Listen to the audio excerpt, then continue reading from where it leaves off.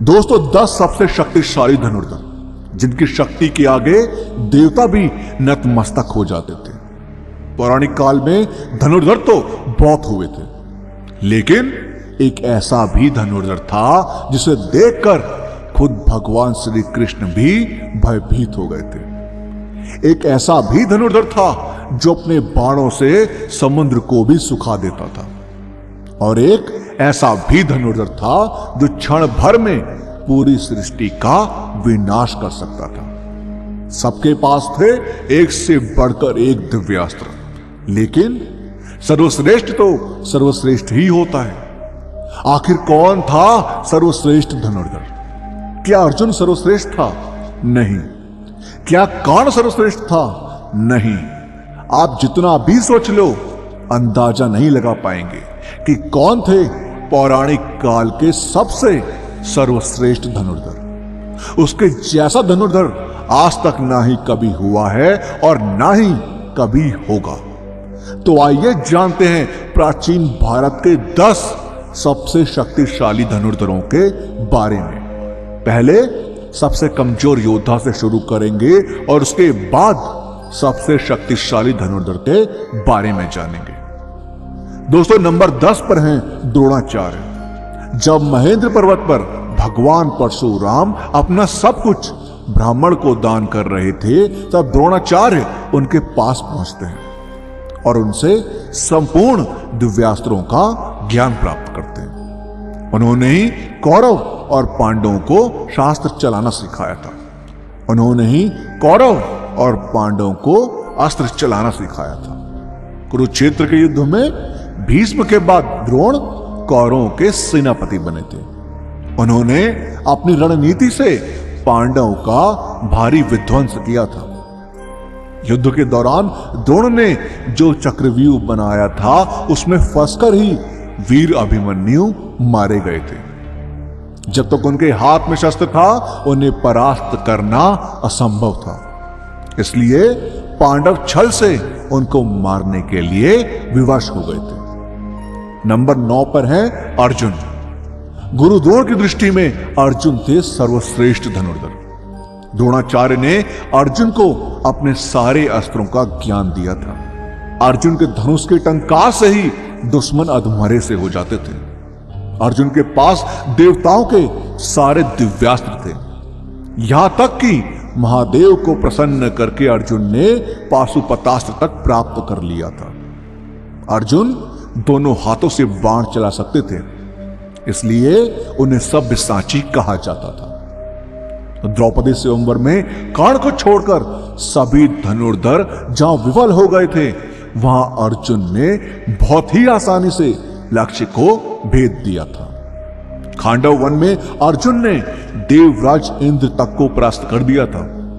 जिन निवात कवच राक्षसों को रावण भी हरा नहीं पाया था, उन्हें अर्जुन ने परास्त कर दिया था। नंबर 8 पर है भीष्म। दोस्तों भीष्म गंगा माता के पुत्र थे। उनके गुरु स्वयं भगवान परशुराम थे।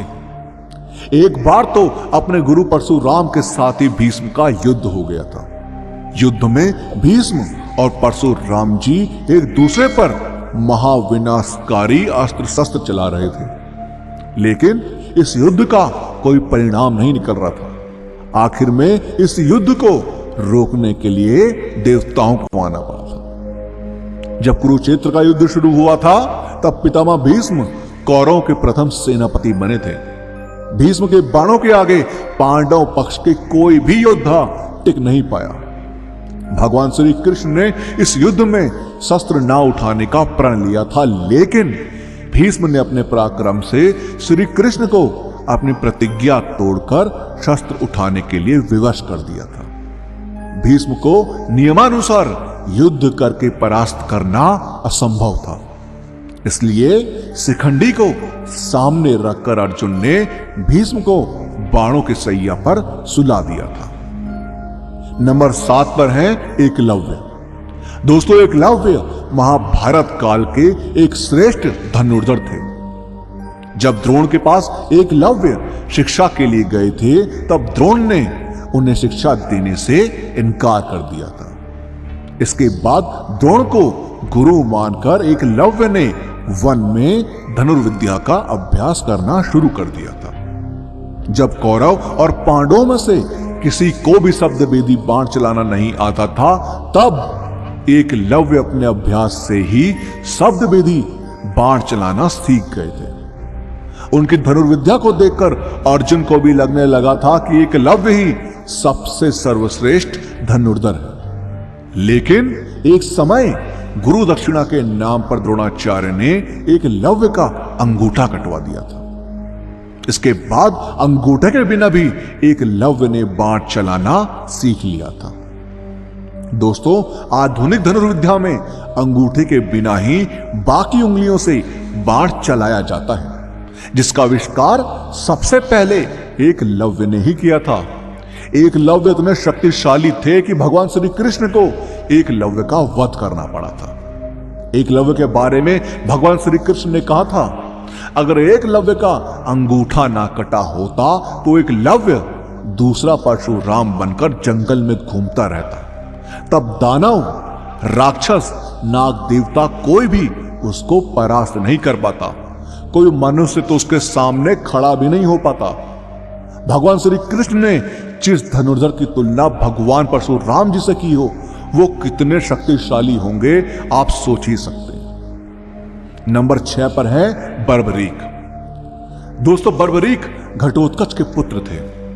उनके पास ऐसे 3 बाण थे जिसके सहारे वो पल भर में कुरुक्षेत्र के युद्ध को खत्म कर सकते थे। बर्बरीक के 3 बाणों के बारे में जानकर खुद भगवान श्री कृष्ण भी चिंतित हो गए थे, जिसके कारण उन्होंने दान में बर्बरीक का शीश मांग लिया था। इसके बाद से ही खाटू श्याम जी के नाम से इस धरती पर बर्बरीक की पूजा होती है। नंबर 5 पर है मेघनाथ। दोस्तों, रावण का पुत्र मेघनाथ महावीर था। अपने पराक्रम से उसने देवताओं को परास्त करके इंद्र को बंदी बना लिया था, जिसके चलते उसका नाम इंद्रजीत पड़ा। उसके पास ब्रह्मास्त्र, वैष्णवास्त्र और पाशुपतास्त्र, इन तीनों अस्त्रों का ज्ञान था। लक्ष्मण जी के साथ युद्ध के दौरान उसने लक्ष्मण जी पर ब्रह्मास्त्र, वैष्णवास्त्र और पाशुपतास्त्र चलाया था। लक्ष्मण जी के सामने ब्रह्मास्त्र निषेध हो गया था। वैष्णवास्त्र और पाशुपतास्त्र लक्ष्मण जी को प्रणाम करके लौट गया था। लेकिन युद्ध के दौरान एक समय उसने लक्ष्मण जी को मूर्छित कर दिया था। अपने नागपाश से मेघनाथ ने भगवान श्री राम और लक्ष्मण जी को जकड़ लिया था। मेघनाथ ही रामायण काल के एकमात्र योद्धा है जिसे अति महारथी कहा गया है। नंबर 4 पर है लक्ष्मण जी। दोस्तों, शेषनाग के अवतार लक्ष्मण जी महापराक्रमी थे। उनकी रेखा में ही इतनी शक्ति थी कि रावण भी उसे पार नहीं कर सकता था। शास्त्रों के अनुसार वो एक श्रेष्ठ धनुर्धर थे। रावण के महाबलशाली पुत्र इंद्र को परास्त करने वाले इंद्रजीत का वध वही कर सकता था जो 14 साल तक सोया ना हो, जिसने 14 वर्ष तक किसी स्त्री का मुख ना देखा हो, जिसने 14 साल तक भोजन ना किया हो, और वो कोई और नहीं लक्ष्मण जी ही थे। और उन्होंने ही मेघनाथ का वध किया था। रावण के शक्तिशाली पुत्र अतिकाय का वध भी लक्ष्मण जी ने ही किया था। युद्ध के दौरान एक बार लक्ष्मण जी ने रावण को मूर्छित तक कर दिया था।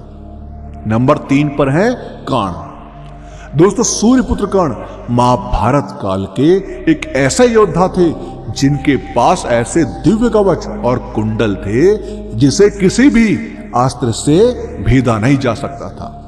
इसलिए युद्ध से पहले देवराज इंद्र ने छल से कर्ण का कवच और कुंडल छीन लिया था। लेकिन कवच कुंडल के बिना भी कर्ण महाशक्तिशाली थे।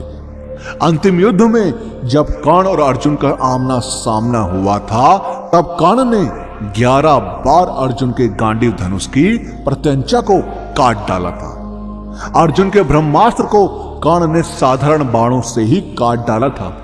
इस युद्ध के दौरान कर्ण ने अपने सर्पमुंह बाण से अर्जुन को लगभग मार ही डाला था। अगर भगवान श्री कृष्ण तब अर्जुन की रक्षा ना करते तो अर्जुन जरूर मारा जाता। जब तक कर्ण के हाथ में शस्त्र था तब तक कर्ण को किसी भी तरीके से परास्त नहीं किया जा सकता था। इसलिए जब कर्ण निशस्त्र थे तब अर्जुन को छल से कर्ण का वध करना पड़ा था। नंबर 2 पर हैं भगवान श्री राम। दोस्तों, भगवान विष्णु के अवतार मर्यादा पुरुषोत्तम महावीर श्री राम की शक्ति का कोई अंत नहीं था। स्वयंवर में जब वह शिव धनुष पर प्रत्यंचा चढ़ाने गए थे तब उनकी शक्ति से शिव धनुष टूट गया था। ऐसा कोई अस्त्र नहीं था जो श्री राम के पास नहीं था। जब समुद्र ने लंका जाने के लिए श्री राम को मार्ग नहीं दिया था तब उन्होंने अपने बाणों से ही समुद्र को सुखाने का विचार किया। तब श्री राम को धनुष में बाण का संधान करते देख समुद्र भी भयभीत होकर उनके सामने प्रकट हो गया था। श्री राम ने अपने बाणों से कुंभकर्ण और रावण जैसे ना जाने कितने राक्षसों को यमलोक में भेज दिया था। नंबर 1 पर है देवों का देव महादेव। दोस्तों, संपूर्ण ब्रह्मांड और धनुर्वेद की सृष्टि महादेव से ही हुआ है। वही इस सृष्टि की शुरुआत है और वो ही इसका अंत है। उनकी शक्ति अनंत है। वो पल भर में किसी का भी विनाश कर सकते हैं, इसलिए वो ही सर्वश्रेष्ठ है। दोस्तों, आपका इस बारे में क्या कहना है हमें कमेंट के माध्यम से जरूर बताएं। और इस वीडियो का पार्ट 2 चाहिए हो तो कमेंट्स में पार्ट 2 जरूर लिखें। और वीडियो पसंद आई हो तो लाइक और शेयर करना मत भूलिएगा। हम आपको मिलते हैं अगली वीडियो में।